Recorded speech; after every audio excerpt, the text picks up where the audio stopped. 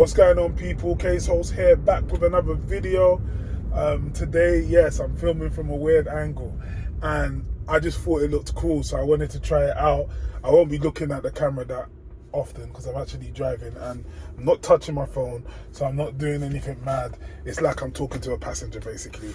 But yeah, today I want to talk about the whole TikTok being banned from America. Obviously, it's looking like it's not banned anymore. Americans, you can tell me, you can confirm that with me. How's your TikTok looking as of the 21st of January? Because this is when I'm actually filming this.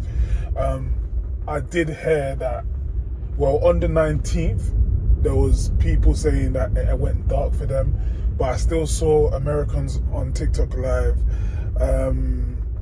And also, apparently Trump decided to reinstate it, and now it's working as far as I'm aware.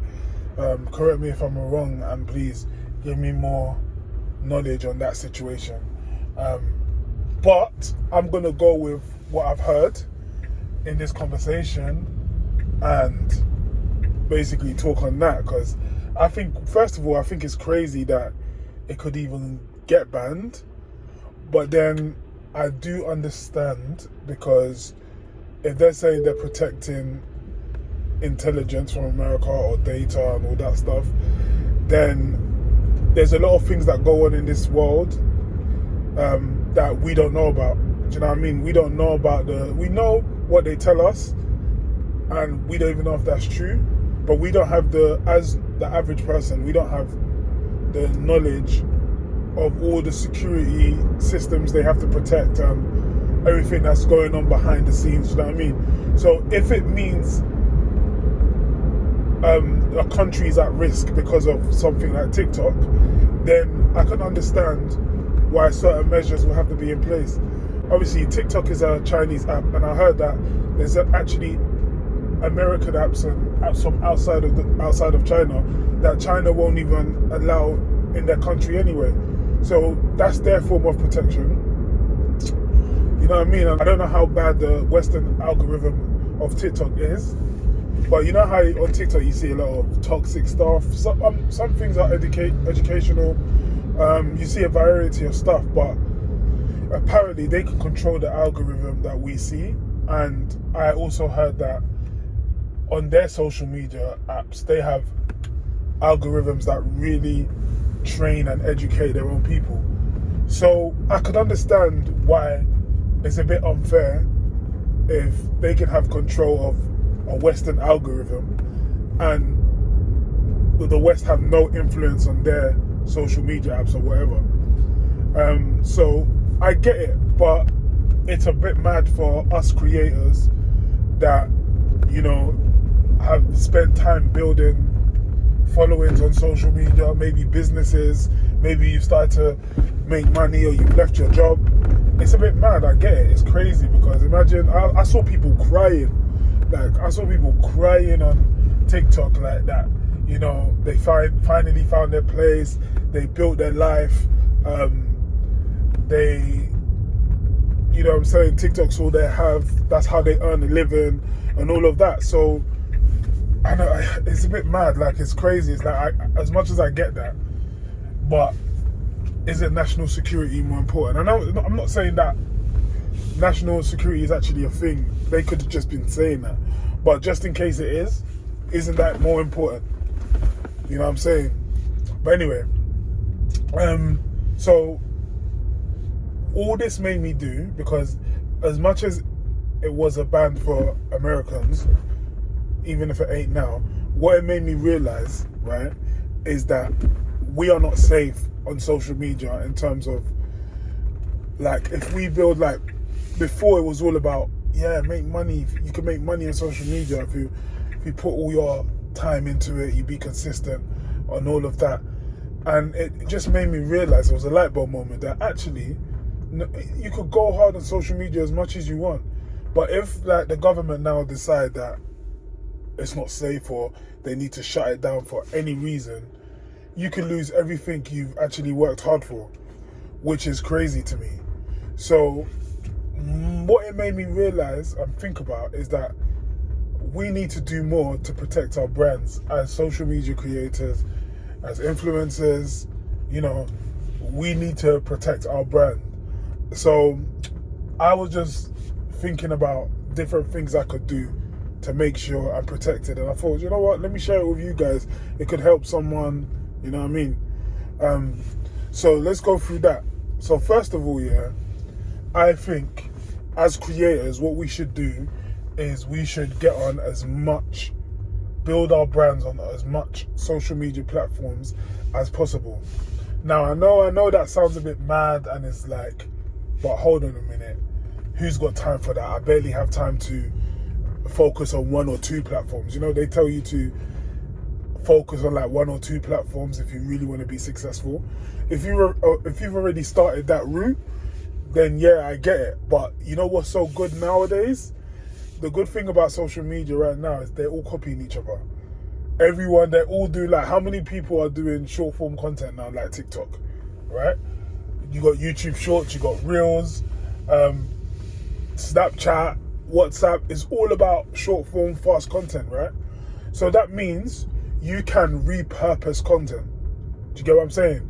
You can repurpose content. So you can focus on creating on like one or two channels still. And all you got to do once is set up your brand on the other social media platforms. And instead of spending time on those other ones, all you got to do is repurpose content. So whatever you put on your primary social media channel that you like to work on, you just copy the video and pull it on another channel, and then you're out. And if something happens to your primary social media channel, then you can now focus on your secondary or third or fourth social media platform as a backup, and then you can start building that more. But at least you know you've started and you've got content on there anyway. And who knows, depending on how good your content is, it could just start growing from there anyway. Do you got, without you putting so much effort into it, because you've already made the content on another channel. Do you get what I'm saying? Another thing you can do, another thing I would do, yeah, is keep my name or brand name consistent on every channel. So try and keep the same handle for every channel. That way, right, if they lose you or they shut down a channel, yeah, I mean, if they shut down a platform, what you can now do is hope that your audience can type your name in Google and then find you on another platform. You know what I'm saying? And it's also important to have a unique name that can go everywhere, that's accepted on a lot of social media platforms, so that, you know, you're easy to find. That's quite important too. What else would I do? Also, I would try and build my own website / page. So if all the platforms were to shut down, with that same name that I spoke about, that I created, people can find my website. So if there's no other social media platforms available, at least they can go on somewhere like Google, type my name, and my website pops up. And now it's easy to build websites where you can make it like social media. Like, it's easy to build websites where you can put videos up, you know, make it like a social media page. So we've got things like Wix, WordPress. There's probably a bunch of new ones. I'm old school, so those are the ones I grew up using. But there's probably a lot of new platforms that make it easy for you to create websites and build that social media type page. You know what I'm saying? And then if you do those things, you might be able to survive the longest, because it's all about survival of the fittest, right? You got to be ahead of the game. Like, I just noticed that they could just shut down the platform like that. They shut down TikTok just like that. Even if it was for one day, they did that. So anything could happen, and people are really making money on these platforms. People are building their life. So imagine if everything goes, you got to survive that. If the internet goes full stop, then, you know, what can we do? But at the same time, the more you plaster yourself around the internet, in a smart way, it'll be harder to get rid of you, and you will last the length of time. You get me? And then you can continue to make money. But the main thing, I think, is all about building a cult following that are always going to look for you, always going to follow you. And that's why you got to really be kind to your supporters and acknowledge them, and, you know, like, talk to them. Find those people that will ride with you all the way. Do you know what I mean? Anyway, guys, I've got to my destination. I will speak to you guys soon.